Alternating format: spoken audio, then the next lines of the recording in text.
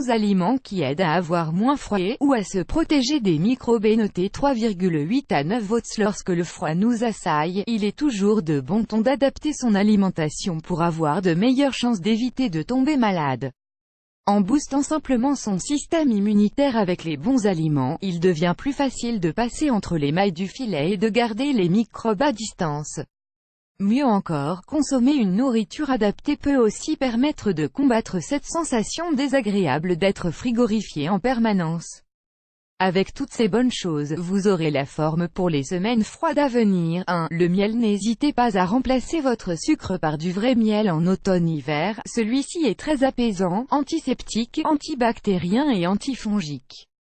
En plus de vous soulager en cas de maux de gorge et de toux, il permet d'éviter les coups de froid et la fatigue qui sont légion à cette saison et apporte des minéraux, du fer, des vitamines et des protéines. 2. La liste de ses qualités est longue: antibiotique naturel, antiseptique, anti-inflammatoire, anti-cancer, antimicrobien, anti-infectieux et protecteur du système cardiovasculaire, tous les éléments pour en faire un allié santé hors pair en automne-hiver.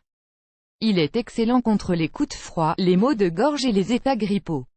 Ajoutez-le à un maximum de mets cuits, il est plus digeste, mais cru il est plus efficace. Variez les plaisirs. 3. Les agrumes. Mais ils sont à l'honneur en ce moment, alors ne vous privez pas et profitez de leurs propriétés anti-infectieuses pour se prémunir des maladies.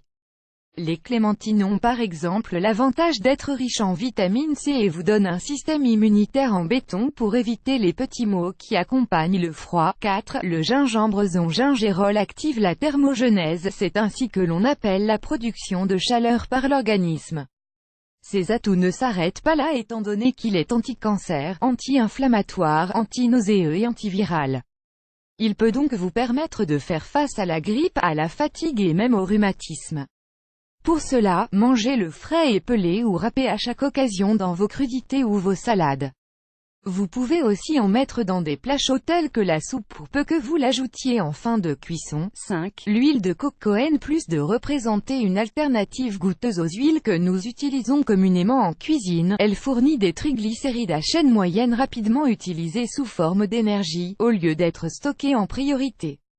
Elle aurait aussi un effet sur la thermogenèse en l'augmentant de 5% lorsqu'elle est consommée lors de repas principaux à hauteur de 5 à 10 grammes. 6. Les sardines. En plus d'être riches en protéines, elles contiennent aussi des acides gras mobilisables sous forme d'énergie, les fameux oméga-3.